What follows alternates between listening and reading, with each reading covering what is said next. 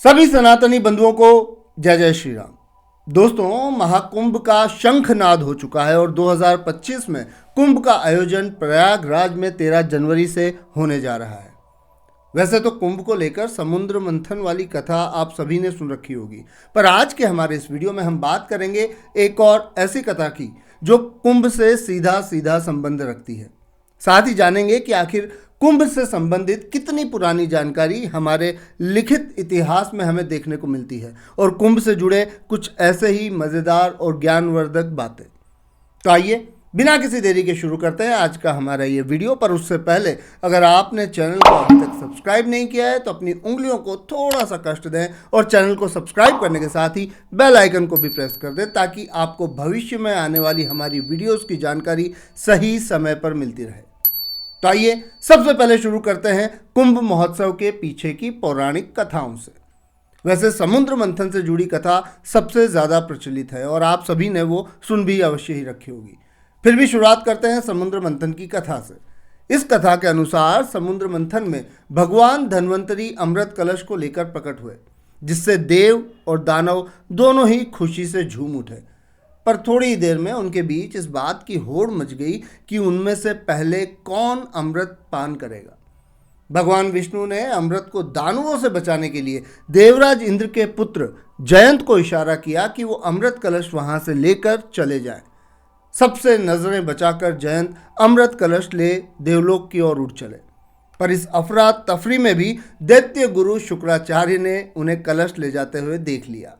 बस फिर क्या था, अभी तक चल रही बहस ने उग्र रूप ले लिया और दोनों दलों में अमृत कलश को लेकर युद्ध छिड़ गया।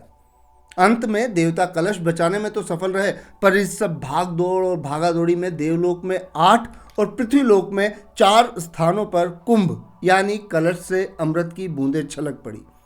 पृथ्वी पर अमृत की ये बूंदें प्रयाग और हरिद्वार में गंगा नदी में, उज्जैन की शिप्रा नदी में और नासिक की गोदावरी नदी में गिरी। बस तभी से इन चारों स्थानों पर अमृत कुंभ को जागृत करने की इस परंपरा की नींव पड़ी।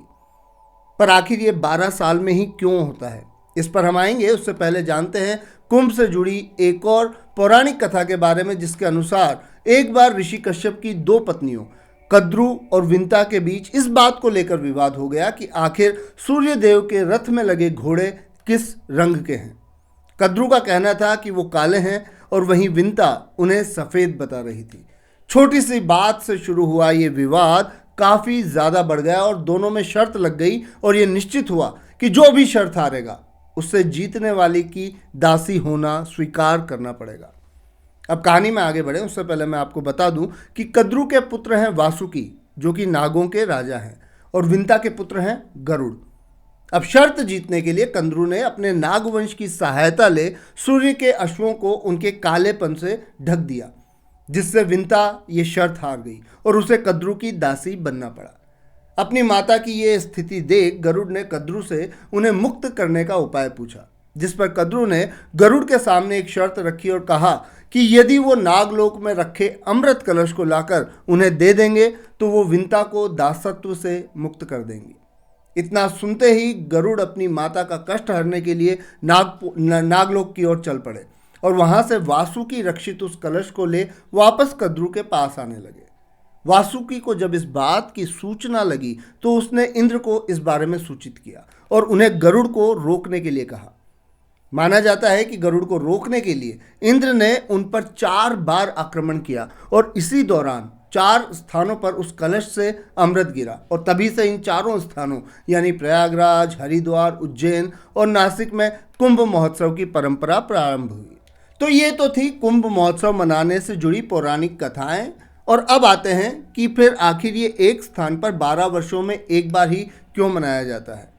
तो मित्रों, ऐसा कहा जाता है कि देवताओं और दानवों के बीच हुआ ये युद्ध कुल 12 मानवीय वर्षों तक चला और बस यही कारण है कि इसे एक स्थान पर 12 वर्ष बाद ही मनाया जाता है। वैसे मैं आपको बता दूं कि ऋग्वेद, अथर्ववेद और यजुर्वेद में तो कुंभ का उल्लेख मिलता ही मिलता है। साथ ही साथ इतिहासकार एस.बी. रॉय के अनुसार 10,000 ईसा पूर्व भी अनुष्ठानिक नदी स्नान की अवधारणा के प्रमाण मिलते हैं। 600 ईस्वी पूर्व बौद्ध लेखों में भी नदी किनारे मनाए जाने वाले महोत्सव का वर्णन मिलता है। साथ ही साथ 400 ईसा पूर्व सम्राट चंद्रगुप्त के दरबार में एक यूनानी दूत ने भी ऐसे ही किसी एक मेले के बारे में बताया है। इतिहासकार एस.बी. रॉय के अनुसार कुंभ मेले को उसका वर्तमान स्वरूप 300 ईस्वी में मिला। वैसे कुंभ के अवसर पर ग्रहों और राशियों के महत्व को लेकर भी कई बातें हैं, जिस बारे में हम अपने अगले वीडियो में बात करेंगे और साथ ही जानेंगे कि इस बार का कुंभ मेला किस तरह विशेष होने वाला है।